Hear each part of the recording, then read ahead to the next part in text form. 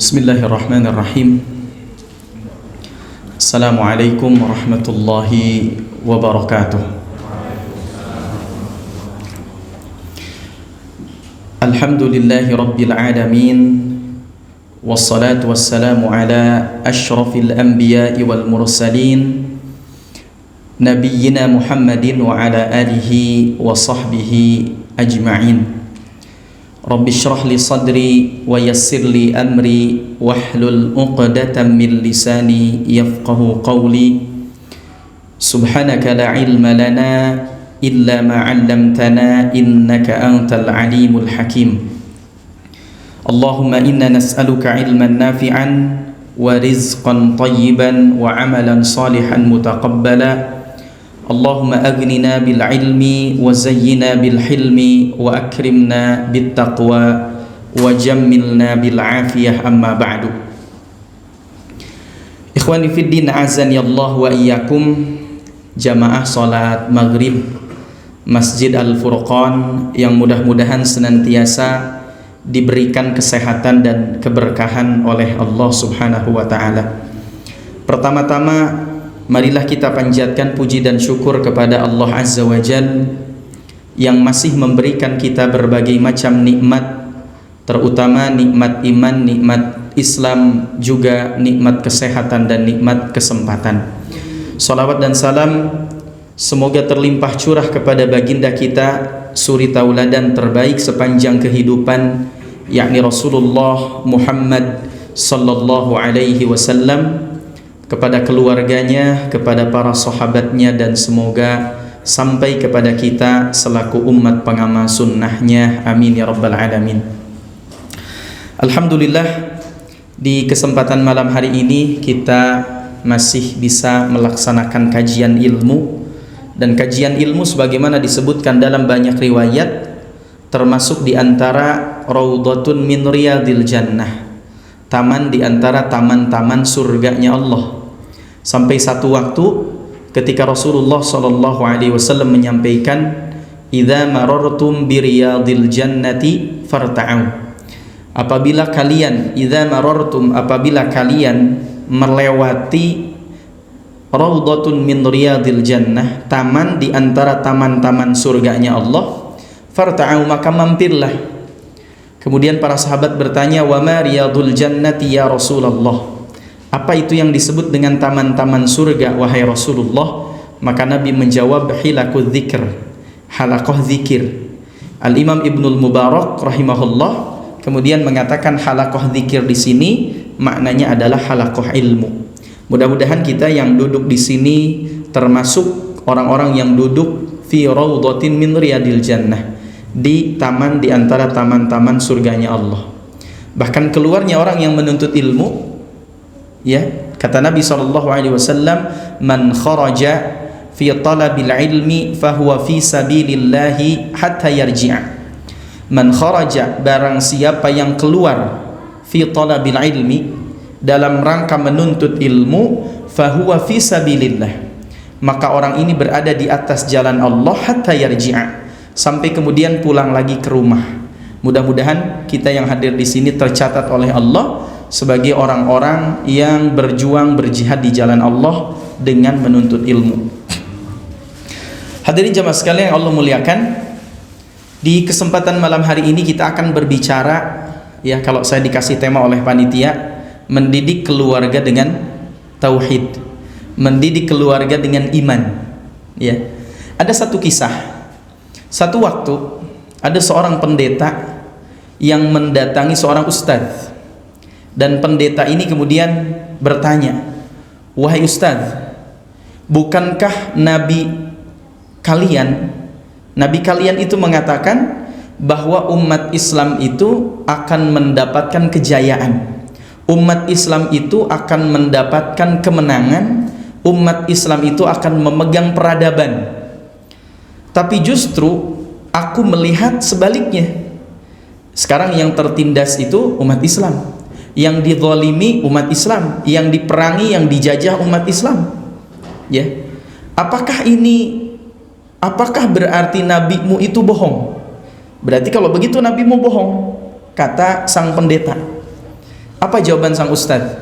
Kata ustadz ini, betul Allah subhanahu wa ta'ala akan memberikan kemenangan, akan memberikan kejayaan, akan memberikan peradaban, kekuasaan, tapi bukan buat orang Islam, tapi buat orang-orang beriman. Boleh jadi hari ini kita baru sebatas jadi orang Islam, tapi belum benar-benar beriman.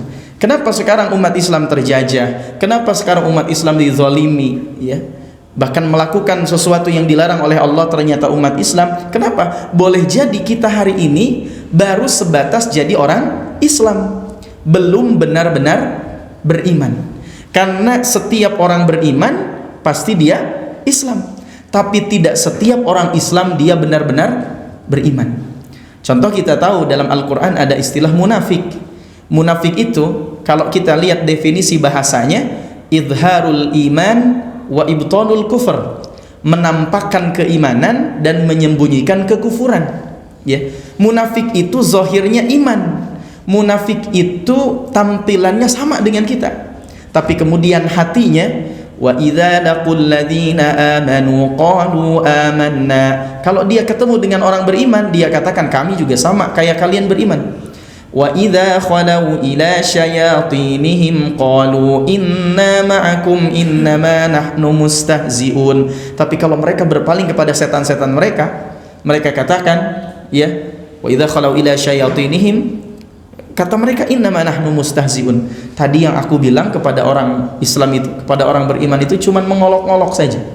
Maka nanti kita lihat, coba nanti lihat di dalam Al-Quran, di dalam surah Al-Hujurat ayat 14, Allah berfirman di ayat itu, qalatil a'rabu amanna qul lam tu'minu walakin qulu aslamna walamma yadkhulil imanu fi qulubikum. Ya, dalam Al-Quran kata Allah, qalatil a'rabu amanna, berkata orang Arab yang berasal dari pedalaman. Kata Ibnu Abbas mereka adalah Bani Asad. Dalam tafsir Ibnu Katsir, Ibnu Abbas mengatakan siapa mereka yang mengatakan ini? Qalatil a'rab, orang Arab yang berasal dari pedalaman itu mengatakan kepada Nabi Muhammad, amanna, kami telah beriman. Tapi apa kemudian kata Allah? Qul, katakan kepada mereka wahai Rasul, lam tu'minu, hakikatnya kalian belum beriman, walakin qulu aslamna, tapi sampaikan kami baru masuk Islam, kami baru berserah diri. Kenapa demikian? Walamma yadkhulil imanu fi qulubikum, karena belum masuk keimanan ke dalam hati mereka. Jadi mereka baru sebatas jadi orang Islam, belum benar-benar beriman. Makanya kenapa di zaman Abu Bakar As-Siddiq, di zaman Khalifah Abu Bakar As-Siddiq terjadi gelombang pemurtadan, karena banyak orang Islam tapi hatinya belum benar-benar beriman. Ya. Dan lihat di dalam banyak ayat Al-Quran, orang yang diberikan keselamatan, kesuksesan, kebahagiaan, ternyata cirinya adalah orang beriman. Contoh, Allah menyampaikan, man amila salihan min dzakari wa untha wa huwa mu'min. Ya, barang siapa man amila salihan, siapa yang beramal saleh, min dzakarin wa untha, baik dia laki-laki ataupun perempuan, wa huwa mu'minun, dan dia beriman kepada Allah, falanuhyiyannahu hayatan thayyibah, maka Allah akan berikan padanya kehidupan yang baik. Di situ dikatakan orang beriman. Baca lagi kita surah Al-Asr, wal asri, demi masa, demi waktu asar, innal insana lafi khusr, sesungguhnya manusia itu berada dalam kerugian, illal ladzina amanu, kecuali orang-orang beriman. Di situ Allah tidak katakan illal ladzina aslamu, kecuali orang-orang yang berislam. Ya, orang yang masuk Islam tidak, tapi Allah katakan illal ladzina amanu, kecuali orang-orang yang beriman. Makanya iman itu begitu luar biasa. Ya, makanya iman itu, kalau kita bicara iman, Pak, iman itu barometernya tidak bisa abu-abu. Iman itu barometernya hitam putih, benar salah, hak batil. Makanya kalau bicara iman itu harus keras. Ya, beda kalau bicara akhlak. Kalau kita bicara akhlak, akhlak itu sesuai dengan situasi dan kondisi. Contoh sering saya sampaikan dalam banyak kesempatan, bohong. Bohong itu kan sesuatu yang buruk, tapi kadang-kadang bisa berubah. Kapan bisa berubah? Nabi SAW menyampaikan ada kebohongan yang dibolehkan. Kapan bohong itu boleh? Satu, ketika mendamaikan dua orang atau dua kelompok yang bertikai, boleh di situ berbohong. Yang kedua, dalam peperangan, ya, karena peperangan itu al-harbu khid'ah. Peperangan itu adalah kebohongan. Yang ketiga, bohong ketika apa? Ketika seorang suami berbohong membahagiakan istrinya, atau istri membahagiakan suaminya. Istri kita Pak masak nasi goreng, ternyata terlalu asin. Sebagai suami jangan terlalu jujur, ya. Tapi bilang, masya Allah, ini nasi gorengnya enak banget. Tapi terlalu sayang kalau tanganmu digunakan cuman untuk masak nasi goreng. Besok-besok gak usah masak nasi goreng lagi, kita beli GoFood. Padahal secara tidak langsung itu gak enak sebetulnya, ya. Tapi kita puji dulu, maafi muskilah, gak masalah, ya. Dan itu dibolehkan. Nah, itulah akhlak. Jadi akhlak itu bisa berubah sesuai dengan situasi dan kondisi. Contoh, Nabi SAW melarang kita untuk marah. Ya, ada seorang sahabat, ya Rasulullah, ausini, wahai Rasulullah, berikan aku wasiat. Kata Nabi, la taghdab, jangan marah. Faraddada miraran, dia ngulang-ulang lagi. Ya Rasulullah, ausini, berikan aku wasiat. La taghdab. Dalam riwayat lain, la taghdab warakal jannah, jangan marah, engkau akan mendapatkan surga. Secara umum kita tidak boleh marah, tapi dalam kondisi tertentu justru kita boleh marah, bahkan harus marah. Ketika ajaran Islam kita dihina, pertanyaannya, harus marah apa jangan marah? Harus marah, ya. Jangan kemudian Nabi Muhammad misalkan dihina oleh orang kafir, kemudian kita bilang pakai hadis, Islam itu bukan agama yang marah tapi agama yang ramah. Terus pakai hadis la taghdab walakal jannah. Itu beda konteks, ya. Nah, jadi marah, bohong, itu akhlak bisa berubah, tapi iman gak bisa berubah. Nabi Muhammad SAW dimusuhi oleh orang-orang Quraisy itu bukan karena akhlaknya, bukan. Tapi Nabi Muhammad SAW dimusuhi oleh orang-orang Quraisy itu karena imannya. Karena iman itu barometernya jelas, hitam putih, benar salah, hak batil, nggak ada istilahnya kompromi dalam iman, ya. Makanya ketika Rasulullah SAW menyebarkan iman, dakwah tauhid, konsekuensinya apa? Dimusuhi, ya. Al-Imam Ibnu Qudamah rahimahullah dalam kitab Al-Mughni pernah mengatakan, as-salihu yuhibbuhun nas. Kalau kita cuman jadi orang soleh, akhlak kita baik, senang sedekah, senang ngasih orang, yuhibbuhun nas, pasti banyak dicintai oleh orang lain. As-salihu yuhibbuhun nas. Tapi kalau naik derajat Pak, kalau naik tingkat, kalau naik kelas, bukan hanya jadi orang soleh, tapi jadi orang muslih. Maka apa kata Imam Ibnu Qudamah? As-salihu yuhibbuhun nas. Kalau cuman jadi orang soleh, pasti dicintai banyak orang. Tapi wal muslihu, kalau kita menjadi orang muslih, bukan hanya soleh buat diri kita sendiri, tapi kita melakukan perbaikan buat orang lain, apa kata Imam Ibnu Qudamah? Tu'adiyahun nas, kadang-kadang dimusuhi, ya. Nah, Nabi Muhammad ketika menyebarkan iman, konsekuensinya apa? Dimusuhi. Bahkan beberapa umatnya seperti keluarga Yasir, Ammar bin Yasir dan seterusnya, ya, disiksa sampai ada di antara mereka yang meninggal, dibunuh, ya. Apa kata Nabi SAW? Sabran ala Yasir fa inna maw'idakumul jannah. Sampaikan sabar kepada keluarga Yasir, karena sesungguhnya mereka telah dijanjikan oleh Allah dengan surga. Dimusuhi dengan kekerasan, tapi ternyata kekerasan tidak menghentikan dakwah Rasulullah mengajak kepada tauhid.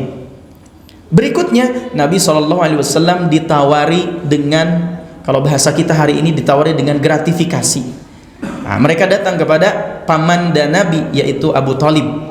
Ya, wahai Abu Talib, tolong sampaikan kepada Muhammad, seandainya Muhammad itu menginginkan harta yang banyak, kami akan kumpulkan. Seandainya Muhammad itu menginginkan kekuasaan, kami akan angkat Muhammad jadi raja. Dan seandainya Muhammad menginginkan gadis yang paling cantik, kami akan carikan gadis yang paling cantik di seluruh jazirah Arab. Ya, ini kan tawaran menggiurkan. Seandainya kita ditawari seperti itu, kayaknya gak akan kuat, kayaknya mikir-mikir, ya udah deh, kayaknya gak apa-apa lah, cuman sehari 2 hari mah gitu kan, setahun 2 tahun gak apa-apa. Tapi apa jawaban Nabi Muhammad ketika Abu Thalib menyampaikan itu? Kata Nabi Muhammad, wahai paman, sampaikan kepada mereka, seandainya matahari di tangan kananku, bulan di tangan kiriku, maka aku tidak akan pernah berhenti untuk berdakwah, menyebarkan tauhid, menyebarkan iman. Ya, dengan kekerasan tidak berhasil, dengan kelembutan dikasih gratifikasi juga tidak berhasil.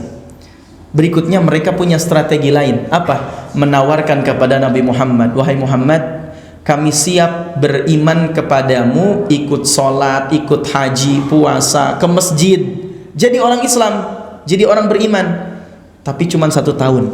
1 tahun berikutnya engkau yang gantian ikut bersama kami. Jadi 1 tahun jadi orang Islam, 1 tahun jadi orang kafir, ya, gantian. Karena menurut mereka itu gak apa-apa, yang penting ya nggak membuat kericuhan menurut mereka gitu ya. Ya, yang penting aman, damai, tentram. Ya udah kita gantian, setahun jadi mukmin, setahun jadi kafir. Ya, maka turun firman Allah Subhanahu wa taala yaitu surah Al-Kafirun. Qul ya ayyuhal kafirun la a'budu ma ta'budun wa la antum 'abiduna ma a'bud wa la ana 'abidum ma 'abadtum wa la antum 'abiduna ma a'budu lakum dinukum waliyadin. Cluenya, ujung ayatnya lakum dinukum waliyadin. Dalam iman, dalam tauhid itu barometernya jelas, hak dan batil, hitam dan putih, benar dan salah. Beda kalau kita bicara akhlak, beda kalau kita bicara muamalah, ya. Tapi kalau bicara iman itu tegas, bicara iman itu lugas. Makanya saya sampaikan kalau bicara iman itu memang harus radikal, ya. Sekarang kan nggak boleh radikal. Kalau bicara iman justru harus radikal, ya. Karena iman itu tidak mengenal adanya kompromi, nggak ada. Nah, hadirin jamaah sekalian yang dimuliakan Allah, salah satu tugas kita, ya, bagaimana kemudian mendidik keluarga kita dengan tauhid, mendidik anak-anak kita dengan tauhid, mendidik anak-anak kita dengan iman. Ya.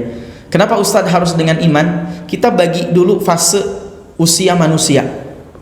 Ya, usia manusia itu banyak pakar pendidikan ya mengatakan, saya tanya dulu, kira-kira ada orang menyebut sebagai istilah golden age. Nah, kira-kira menurut kita usia berapa golden age itu? Ada yang tahu? Nah, silahkan dijawab, ini bukan khutbah Jumat ya. Jadi boleh dijawab ya. Nah, usia golden age itu berapa? Berapa Pak? 5 tahun. Ada pendapat lain? Ya, nah, kita harus paham golden age itu berapa.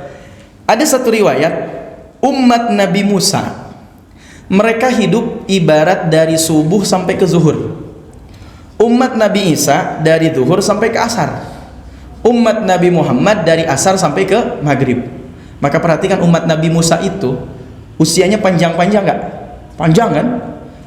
Umat Nabi Isa agak pendekan dikit. Umat Nabi Muhammad baina sittin wa sab'in, antara 60 sampai 70. Ya. Makanya saya sering sampaikan gini, kadang kita tidak perlu ketika ngobrol sama seseorang bertanya tentang usianya. Bahkan Imam Syafi'i itu pernah mengatakan usia itu privasi katanya. Ya, jadi jangan, makanya kalau kita ketemu sama orang Arab jangan sesekali nanya usia, karena menurut mereka itu termasuk privasi. Kalau orang Indonesia kan biasa-biasa aja ya. Ya. Kita bisa menebak usia seseorang ternyata dari obrolannya. Usia 30-40 biasanya yang diobrolkan itu pencapaian. Anak berapa, rumah di mana, pekerjaan bagaimana, ya, anak sekolah di mana, terus pencapaian biasanya. Ya, sudah sukses apa belum dalam urusan dunia. Nanti beda lagi, Pak. Kalau usia itu 30-40 ya. Nanti 50-60 isi pembicaraannya beda lagi. Siapa dokter yang paling bagus katanya. Penyakit apa sekarang lagi menderita penyakit apa? Nah, itu biasanya usia 50 tuh. 50 menjelang 60. Salah satu waktu pernah ngisi di satu kampus ya, sudah sholat asar, zikir sebentar, di belakangnya ada dosen yang lagi ngobrol Pak ya. Ngobrolinnya apa coba? Ngobrolin penyakit sama dokter. Oh, kalau diabetes mah ini dokter ini nih yang manjur di rumah sakit ini. Saya tebak dalam hati ini pasti usianya 50-an ke atas. Pas saya lihat wajahnya ternyata betul Pak, rata-rata sudah ubanan ya. Itulah manusia Pak. Jadi Subhanallah ya, usia kita, umur manusia itu sebentar. Nanti beda lagi usia 60-70. Kalau 60-70 nanti pas reuni yang diobrolin bukan penyakit lagi. Usia 60-70 yang diobrolin siapa teman kita yang masih ada ya, siapa yang sudah gak ada. Nah itu kalau reuni itu begitu obrolannya ya. Tapi kalau usia 30-40 kalau reuni obrolannya tadi pencapaian biasanya ya. Nanti fase itu lama kelamaan akan hilang, nanti mulai fase penyakit dokter obat ya. Itu fase usia berapa? 50-60. Nanti 60-70 yang dibicarakan beda lagi. Siapa teman kita yang masih ada? Siapa teman sekelas kita, sebangku kita yang sudah nggak ada? Itu begitu hidup itu. Nah maka kalau kita bicara tentang kehidupan manusia, ada yang disebut dengan golden age. Ya, kadang banyak orang menganggap tadi golden age itu usia 5 tahun. Padahal ternyata kalau kita lihat yang bagus-bagus itu dalam umatnya Nabi Muhammad itu berada di sepertiga terakhir. Maka kalau kita bicara golden age itu sebetulnya usia 40 tahun ya. Bahkan ada doa khusus Pak. Kalau kita sudah menginjak usia 40 tahun ada doa khusus. Kalau nggak salah di surah Al-Ahqaf ya. Surah Al-Ahqaf, Rabbi auzi'ni falamma balagha ashuddahu wa balagha 40 sana. Ya, apabila usianya sudah sampai 40 sana, 40 tahun, apa doanya? Rabbi auzi'ni an ashkura ni'mataka allati an'amta 'alayya wa 'ala walidayya wa an a'mala salihan tardahu wa aslih li fi dzurriyyati inni tubtu ilaika wa inni minal muslimin. Ini doa yang harus sering dibaca kalau usia setelah 40 tahun. Kenapa Ustaz disebut golden age tadi? Karena 40 tahun adalah usia penentuan. Ya. Orang itu kalau sudah usia 40 tahun berubahnya susah Pak. Jadi kalau orang 40 tahun belum sadar juga, itu harapan buat sadarnya sedikit, susah. Karena kalau sudah 40 tahun itu kalau mau jadi apa istilahnya, mau durhaka itu. Kalau mau soleh, maka 40 tahun itu penentuan. Coba kita baca sejarah Nabi Pak. Sejarah Nabi, sirah Nabawi, semua sahabat Nabi, hampir mayoritas sahabat Nabi masuk Islam di bawah usia 40 tahun ya.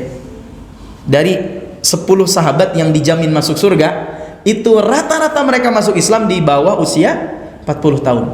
Abu Bakar masuk Islam usia 37, Umar 27 ya.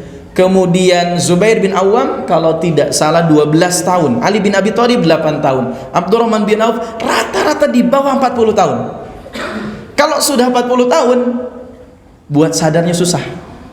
Makanya Abu Jahal, Abu Lahab, yang abu-abu semua itu ya, itu kenapa memusuhi Nabi? Lihat usianya, ternyata lebih dari 40 tahun.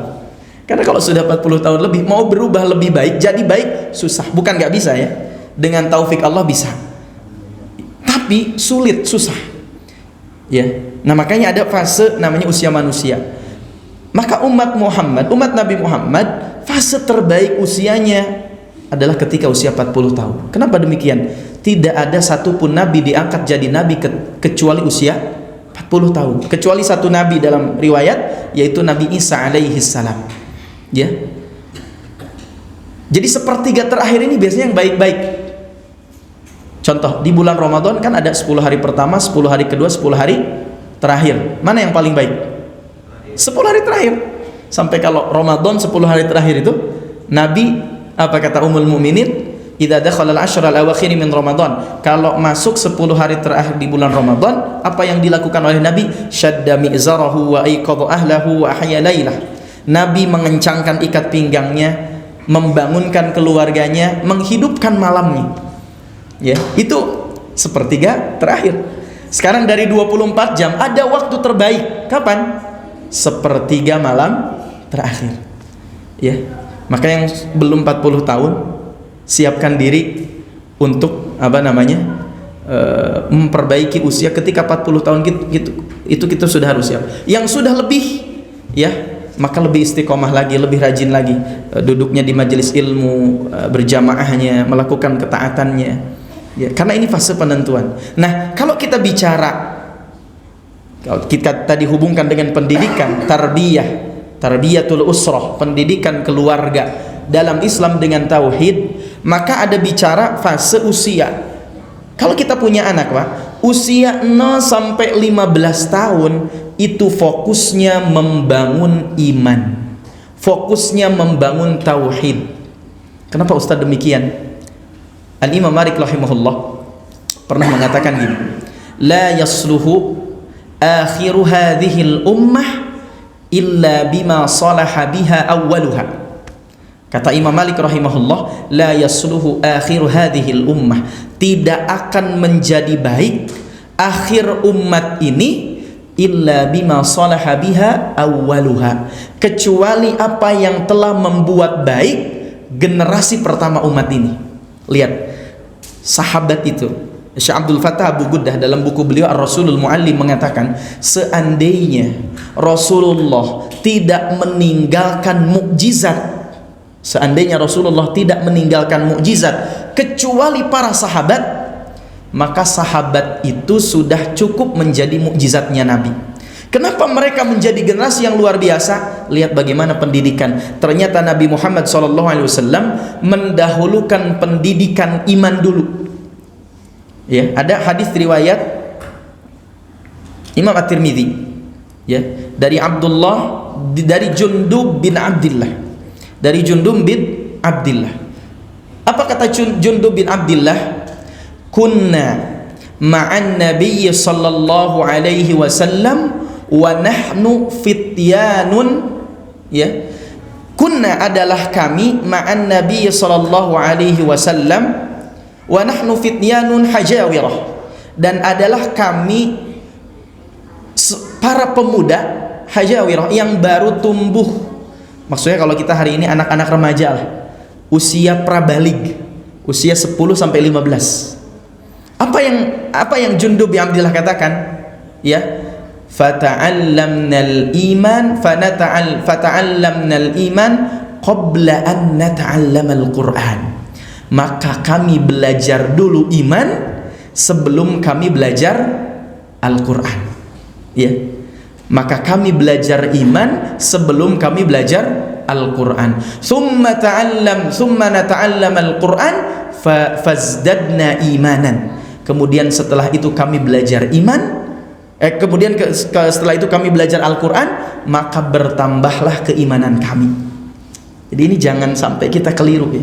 Bukan berarti Ustaz berarti gak boleh mendidik anak dengan Al-Quran, bukan. Tapi ternyata yang paling utama mendidik anak itu usia 0 sampai baligh. Wabil khusus tadi di 10 tahun pertama didik mereka dengan iman, didik mereka dengan tauhid.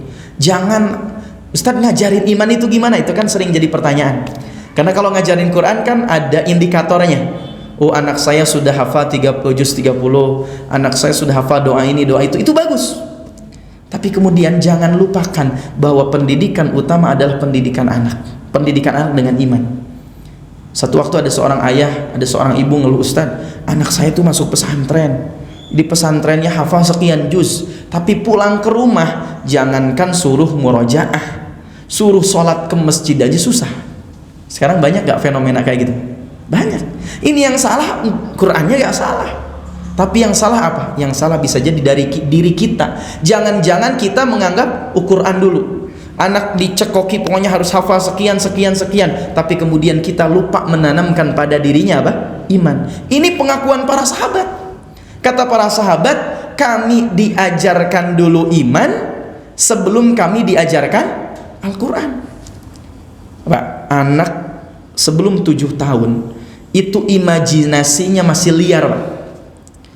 Seandainya kita sampaikan begini, nah di langit itu, seandainya ya, kita bilang ke anak kita, seandainya di langit itu ada manusia, kepalanya singa, badannya manusia, kira-kira anak sebelum 7 tahun percaya apa enggak? Percaya. Jangan dibayangkan kita, saya dulu waktu kecil masih ingat kalau nonton film ini Power Rangers ya atau Ultraman, kadang waktu kecil tuh punya cita-cita juga, kayaknya enak ya kalau jadi Ultraman gitu ya. Dan imajinasi kita begitu. ya. Makin gede makin realistis kan. Makanya anak-anak kalau waktu kecil ditanya cita-cita, dia mengungkapkan atau tidak? Mengungkapkan dia. Makin gede dia akan logikanya makin jalan, makin realistis. Makanya anak SMA, kalau anak TK ditanya, kamu mau jadi apa? Aku mau jadi dokter, aku mau jadi tentara, aku mau jadi pengusaha. Real gitu. Tapi coba ketika anak SMA ditanya, kadang-kadang mereka bilang apa? Apa ya? Makin bingung lagi orang itu kalau sudah kuliah ditanya cita-cita. Bingung dia, ya, makin bingung. Jadi ternyata manusia itu makin dewasa, makin sadar atau makin bingung? Makin bingung karena dia dibenturkan dengan yang namanya apa? Realitas. Ya. Nah, makanya ini PR kita ya. PR kita mendidik anak itu dengan iman.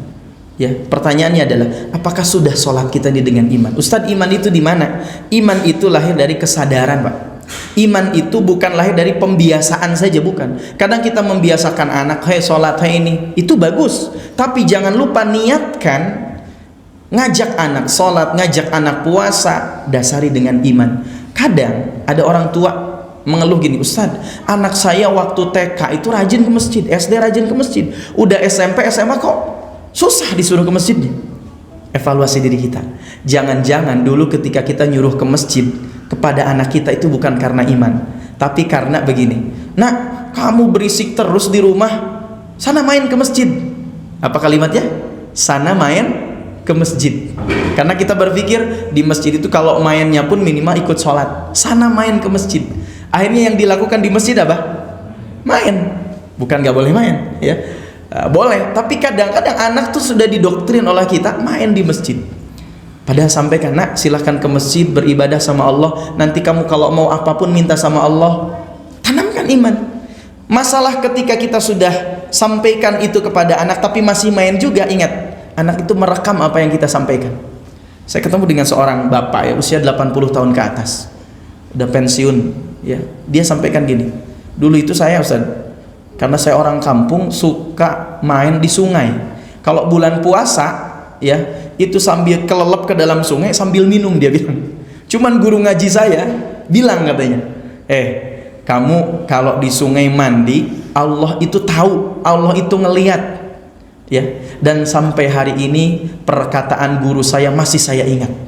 Ternyata menanamkan iman di waktu kecil itu luar biasa, ya. Jadi jangan anggap ya walaupun mereka kita sampaikan kepada anak kita tapi belum berubah waktu kecil, gak masalah. Ya, tapi satu waktu dia akan ingat kata-kata kita. Itulah mengajarkan iman. Ajarkan iman dengan keteladanan, ajarkan iman dengan menceritakan orang-orang soleh. Dan yang paling penting apa? Ketika kita mengajak anak melakukan kebaikan, ingat, niatkan, motivasikan bahwa itu semata-mata karena iman. Kadang-kadang kita puasa, sholat itu cuma sebatas kebiasaan. Ada satu guru ya di SMA, Ustadz, dia di sekolah di SMA IT ya. Kan kalau di SMA IT gitu, semua siswa wajib sholat zuhur berjamaah di masjid, masuk ke peraturan ya. Tapi kita ingin nguji, apakah mereka sholat zuhur itu sudah karena iman atau sebatas pembiasaan? Ya, sudah karena iman atau sebatas pembiasaan? Akhirnya kepala sekolah mengeluarkan kebijakan.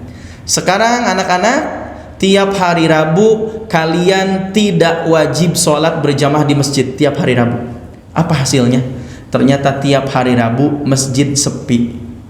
Berarti selama ini anak-anak sholat itu baru sebatas pembiasaan, belum benar-benar karena iman. Nah, inilah sebetulnya PR kita ya. Indonesia ini tidak kekurangan orang yang berilmu, tidak kekurangan orang pinter, tapi kekurangan orang-orang yang membangun dirinya di atas apa? Iman. Ya, inilah tauhid.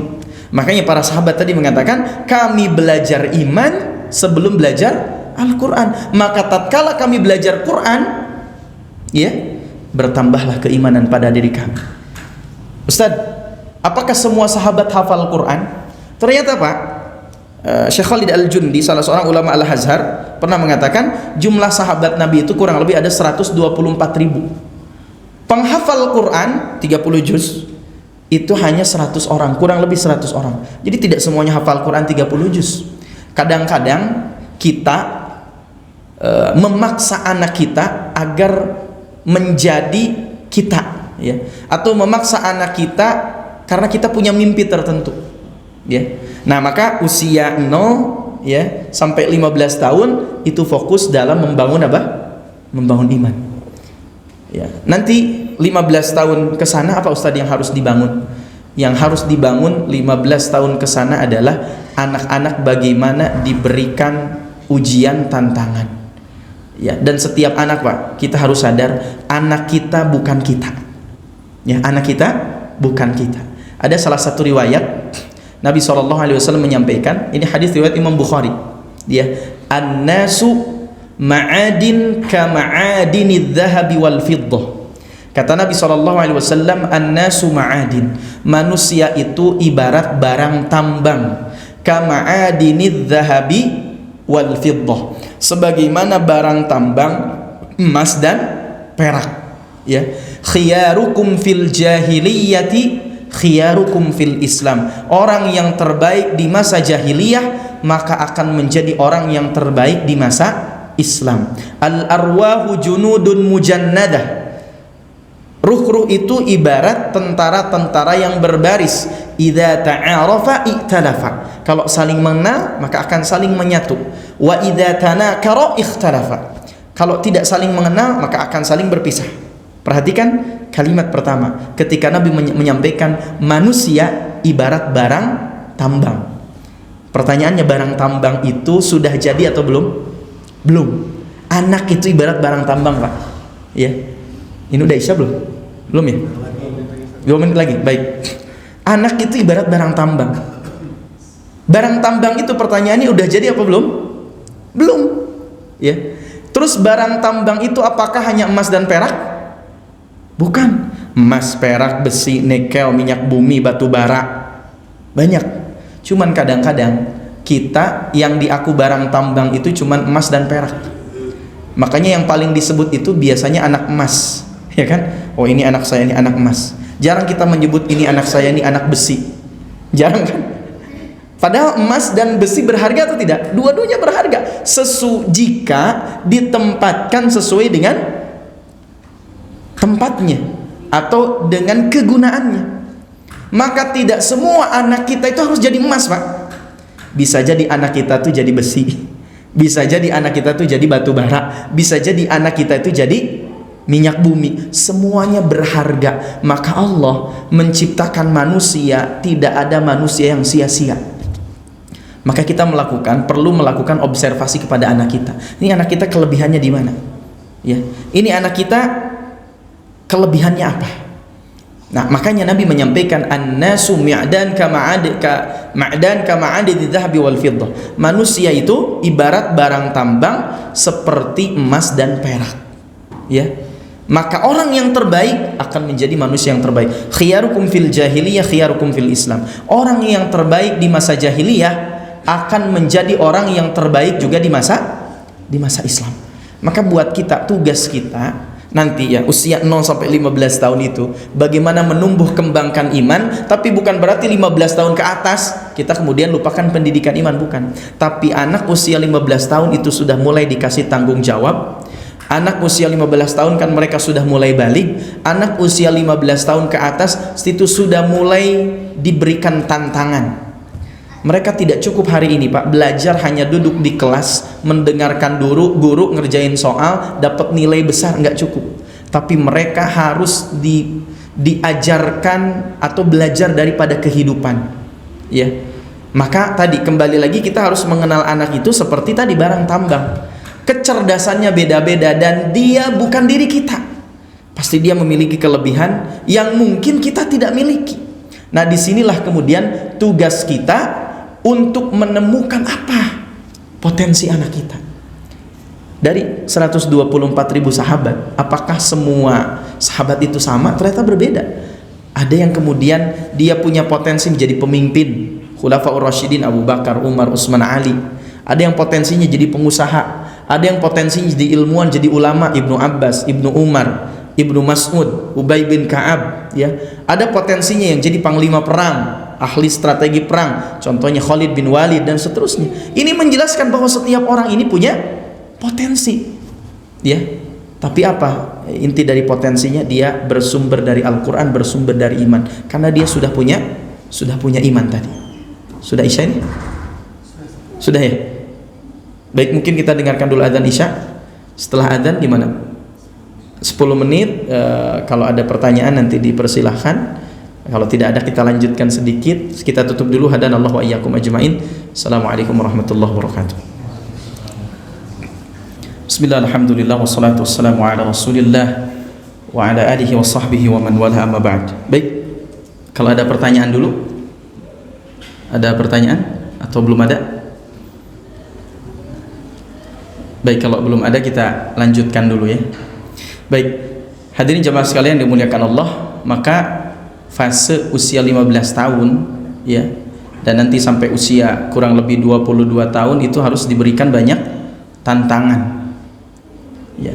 Maka tidak ada satupun kehidupan kita, tidak ada satupun orang ini berhasil, Pak, kecuali rumusnya satu, berjuang ya. Rumusnya berjuang ya. Makanya dalam Al-Quran ada istilah jihad. Memang kebanyakan tafsir daripada jihad itu maknanya qital, berperang di jalan Allah. Tapi juga makna jihad itu secara bahasa, kata para ulama, badlul juhd, mengoptimalkan seluruh potensi yang ada di dalam diri kita dalam rangka menegakkan agama Allah. Maka anak itu ya, keluarga kita usia 15 sampai 22 tahun itu dilatih dengan banyak tantangan. Karena hidup ini kan isinya ujian. Ya, bahkan Allah menyampaikan ahasiban nasu an yutraku an yaqulu amanna wa hum la yuftanun di surah Al-Ankabut ayat 2. Apakah manusia mengira mereka akan dibiarkan setelah mereka mengatakan kami beriman sementara mereka belum pernah difitnah? Apa makna fitnah di sini? Jumhur mufassir mengatakan fitnah di sini maknanya al-ikhtibaru wal ibtila, ujian dan cobaan. Ya. Syekh Muhammad Al-Munajjid pernah mengatakan makna fitnah itu ada 11. Dalam Quran itu ada 11. Salah satunya ikhtibar wal ibtila. Salah satunya apa? Peperangan, al-ma'rakah. Ya. Salah satunya juga apa? Ishtibahul haqqi bil batil, campur aduk yang benar dan yang salah. Jadi makna fitnah itu ada 11 kurang lebih. Saya tidak sebutkan 11-11 nih. Salah satunya tadi ujian dan cobaan. Maka manusia kalau dia ingin berhasil, dia ingin sukses, maka akan diuji. Maka lihat, orang sukses masalahnya sedikit atau banyak? Banyak. Berarti kalau mau jadi sukses harus banyak. Nah, makanya ini iya kan? Ini wajah-wajahnya kan wajah-wajah penuh masalah semua ya. Ada gak di sini yang merasa tidak punya masalah? Hah? Ustadz, saya gak punya masalah. Justru itulah masalahnya, Pak. Bapak tidak sadar bahwa Bapak sedang punya masalah ya. Tidak ada satupun di dunia ini kecuali kita punya masalah. Maka jangan minta sama Allah, ya Allah sedikitkan masalahku, jangan. Tapi minta sama Allah, ya Allah banyakin masalah. Tapi orang beriman itu apa? Wa man yattaqillaha yaj'al lahu makhraja. Orang beriman itu bukan orang yang gak punya masalah. Makin sukses seseorang, makin sedikit atau makin banyak masalahnya? Banyak. Nabi Muhammad itu sedikit atau banyak masalahnya? Banyak. Maka uji anak kita itu dengan masalah, Pak. Ya. Seorang pemimpin besar banyak atau sedikit masalahnya? Banyak. Maka kalau di sini, Pak, di masjid ini merasa kita gak punya masalah. Ustaz, saya gak punya masalah, pulang dari sini langsung cari masalah. Tapi dalam konotasi positif ya. Kan tiba-tiba rumah tetangga dilemparin, lagi ngapain Pak? Lagi cari masalah nih. Bukan, kan begitu. Jadi jangan pernah minta sama Allah dikurangi masalah, jangan. Karena ternyata orang sukses adalah orang yang banyak masalah dan dia dengan taufik dari Allah mampu menyelesaikan masalahnya. Maka siapapun itu, kita itu kadang-kadang orang itu, Pak, hidup ini kan ujian ya. Maka usia 15 tahun itu harus banyak diuji tuh. Ya. Jadi kadang-kadang ada orang tua gini sama anaknya, Pak, nak, kamu jangan kayak bapak tuh dulu kuliah susah, sampai jalan kaki, sampai makan pun puasa tiap hari, bukan karena memang rajin puasa, tapi gak punya duit gitu. Kamu jangan kayak gitu. Kadang-kadang kita gitu kan ke anak, kamu jangan kayak gitu, pokoknya kamu sekarang belajar yang rajin, belajar yang serius, jangan kayak bapak, apa yang kamu butuhkan nanti bapak fasilitasi. Hati-hati, ini seakan-akan perkataan sayang sama anak, tapi sebetulnya bisa menjadi racun. Karena tidak ada kesuksesan, tidak ada keberhasilan kecuali adanya perjuangan, adanya pengorbanan. Maka uji anak kita itu usia 15 tahun ke atas itu dengan banyak masalah, dengan banyak ujian, masalah dan seterusnya. Ya, kenapa? Karena masalah itu ternyata mendewasakan seseorang. Bahkan Nabi SAW menyampaikan, satu waktu Nabi menyampaikan gini, hati-hati. Makanya hati-hati dengan kenyamanan. Hati-hati dengan kenyamanan. Banyak orang yang terjatuh ketika diuji dengan kelapangan, tapi banyak orang yang kuat ketika diuji dengan kesempitan. Makanya Nabi sampaikan dalam salah satu riwayat, apa kata Nabi? La akhsha alaikumul faqra. Aku tidak takut kalian diuji dengan kefakiran, dengan kemiskinan, dengan kesempitan. Walakin akhsha an tuftaha lakumud dunya. Atau kama qala, tapi yang aku takutkan ketika Allah menguji kepadamu dengan dibukakannya pintu-pintu dunia. Ya, makanya hati-hati dengan dunia itu. Bukan berarti kita gak boleh hidup mampu, mapan secara ekonomi, bukan. Tapi kemudian wariskan nilai perjuangan itu, bukan kita saja yang mengalami, tapi juga anak kita. Kalau anak kita sudah kuliah misalkan, sesekali kita jangan butuh apa dia langsung transfer, butuh apa transfer, jangan. Sesekali dia suruh dia buat berjuang dulu. Ya, bukan kita gak mampu, niatkan dalam rangka memberikan tarbiyah, memberikan pendidikan. Karena ternyata kesuksesan itu hanya akan didapatkan tadi dengan menanamkan nilai perjuangan. Ya, makanya luar biasa. Nah, makanya kenapa di zaman Nabi Muhammad SAW kita lihat anak muda itu kan luar biasa. Ada Usamah bin Zaid, 18 tahun jadi panglima perang. Abdullah bin Abbas 15 tahun jadi mufti. Ya. Kemudian sahabat-sahabat yang lain. Kenapa? Hasil pendidikan Nabi. Bahkan salah satu guru kami pernah menyampaikan, sebetulnya dalam Islam itu tidak ada istilah remaja. Cuman di kita kan kadang-kadang remaja itu disebut generasi yang dewasa belum, anak-anak juga bukan. Makanya banyak keringanan. Punten, sekarang yang jadi geng-geng motor itu disebutnya pemuda atau remaja tuh. Remaja, anak SMP, anak SMA, yang tawuran remaja. Ya, padahal kalau usianya sudah 15 tahun itu harusnya sudah dianggap dewasa. Definisinya apa? Pemuda. Makanya wajar Usamah bin Zaid 18 tahun jadi panglima perang untuk berkonfrontasi dengan tentara Romawi. 18 tahun. Kenapa? Sudah pemuda, sudah dewasa. Iya kan?